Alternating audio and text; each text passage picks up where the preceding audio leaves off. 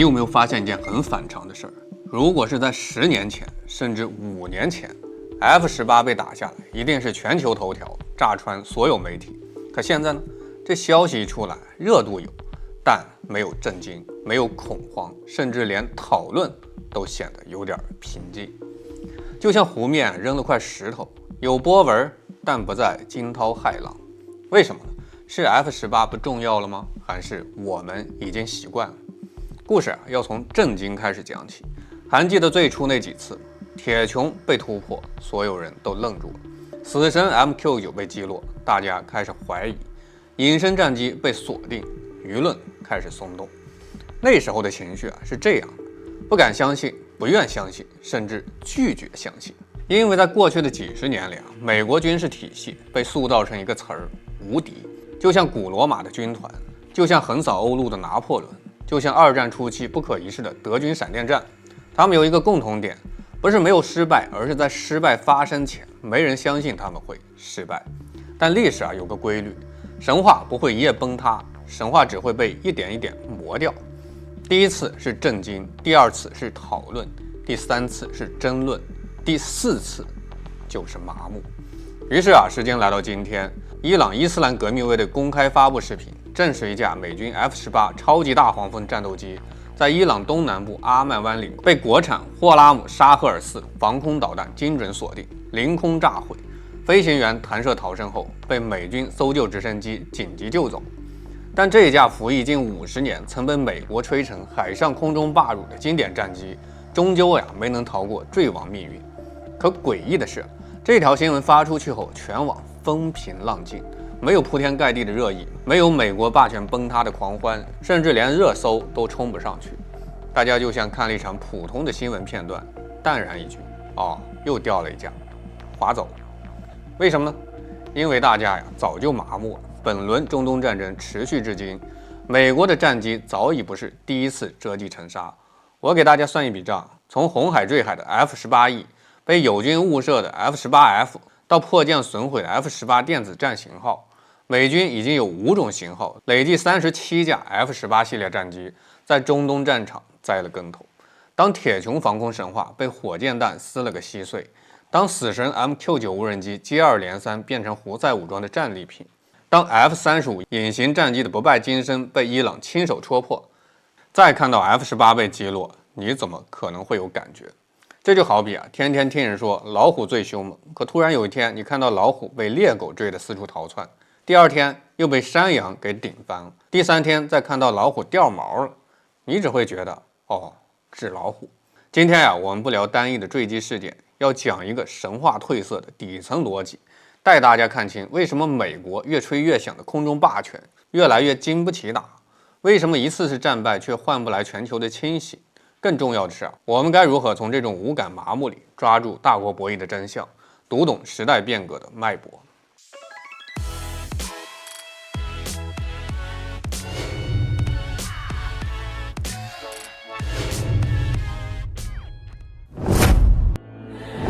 大家好，歡迎來到老友記，我是大钊。再給大家復盤一遍，本輪中東戰爭以來，美國還有哪些空中神話已經被徹底打破？第一個 F-35隱形戰機，之前我們聊過，伊朗用光電跟蹤系統精準鎖定 F-35，導彈命中後，美軍飛行員連干擾彈都沒來得及釋放，所謂的雷達反射面積只有高爾夫球大小，所謂的全球最先進5代機，在實戰面前不過是美國宣傳機器吹出來的泡沫。第二個F-22猛禽，這款號稱全球最強空優戰機的機型，因為維護成本過高，故障頻發，美軍早就限制了海外部署，連日常巡邏都不敢輕易出動，更別說在中東戰場接受實戰檢驗。它就像一個養在深閨的貴公子，只存在於數據報告裡，沒有經過真正的戰場打磨。第三個 F-15鷹式，2025年就有外媒報道，一架 F-15在中東執行对地攻擊任務時，被胡塞武裝的便携式防空導彈擊傷，最終迫降失敗炸機。美軍為了掩蓋真相，只含糊其辭地說遭遇突發故障，可殘骸照片曝光以後，所有人都看清，導彈命中的痕跡清晰可見。第四個 F-16戰損，作為美國對外軍售的王牌 ，F-16曾被吹為小國空軍的救命稻草，可近期却被爆出，在攔截胡塞武裝無人機的時候，因機動過載過大，導致機身結構斷裂，直接炸痕，直接墜海。這暴露了一個致命問題：高強度作戰下，美軍戰機的集體疲勞、性能衰減，早已無法支撐持續作戰。加上這架被擊落的 F-18，美國5大主力戰機全部在中東戰場翻車。每一次炸機，每一次神話破滅，都在印證一個核心真相：沒有持續的實戰打磨，沒有完善的後勤保障，沒有扎實的實力沉澱，再先進的武器也只是一堆廢鐵，再響亮的神話也只是一層一碰就破的薄紙。現在我們回到最初的問题 ，F-18被打了，大家為什麼沒感覺？不是 F-18不重要，而是閾值被抬高。沒錯，真正改变的是認知閾值。什麼叫閾值？舉個例子，第一次看魔術，你覺得很神奇 ，amazing。看多了，你開始找破绽；再看多了，你甚至懶得看了。戰爭也是一樣，當不可被擊落的目標一次次被擊落，當絕對優勢的武器一次次被破解，人類的大腦會自動做一件事兒，重新校準認知。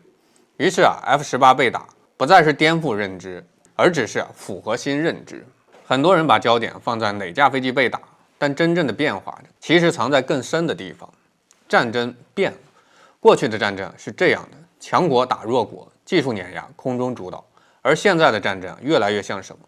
像群狼圍獵，多層防空系統，分布式雷達，無人機蜂群，電子戰干擾。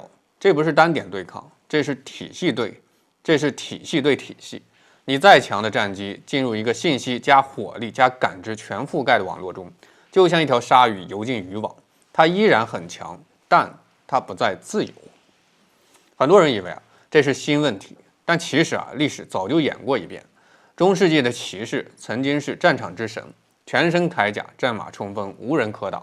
可當火槍出現以後，一個農民可以扣一次扳機就可以把騎士打倒。那一刻崩塌的不是一個人，而是一個時代。再比如二戰初期，法國的馬奇諾防線被認為固若金湯，結果德軍繞過去，一戰擊穿。所以你看，不是防線不強，不是騎士不勇，而是規則變了。同樣的道理，今天的 F-18不是突然变弱，而是它面对的世界已經不再是它誕生時的那個世界。我們再往深一層看， F-18被打真正擊中的是什麼？不是飛機，是確定性。過去幾十年，世界有一種默認設定，某些武器不會被輕易擊敗，某些體系幾乎不可撼動，某些國家擁有壓倒性優勢。但現在這些默認設定正在一個個失效。這就像你一直認為地面是穩的，突然有一天地震，一次你還能忽略，2次你開始覺醒，3次之後你不再相信它永遠穩定。問題來了，既然 F-18已經无感，那下一步我給你一個判斷邏輯：哪些東西曾經被認為絕對安全？哪些東西建立在技術壟斷之上？哪些東西一旦被打破會引發連鎖反應？答案其實已經很清晰了：航母、反導系統、金融體系、信息控制。這不是危言聳聽，而是一個正在展開的趨勢，從單極優勢走向多極博弈。很多人喜歡看誰輸誰贏，但真正重要的是你站在哪個認知層級。如果你只看到 F-18被打了，那你看到的是新聞；如果你看到為什么大家沒敢，那你已經在看趨勢。再進一步，如果你能看到認知閾變化、戰爭形態升級、技術擴散邏輯，那你看到的就是未來。最後送你一句話：人類從歷史中學到的唯一教訓就是人類從不吸取教訓。但這句話只說對了一半。真正的高手不是避免變化，而是提前適應變化。F-18被打不可怕，可怕的是你還在用舊時代邏輯看新時代的世界。當你還在問誰更強，別人已經在思考規則是誰制定的。我是大钊，下期再見。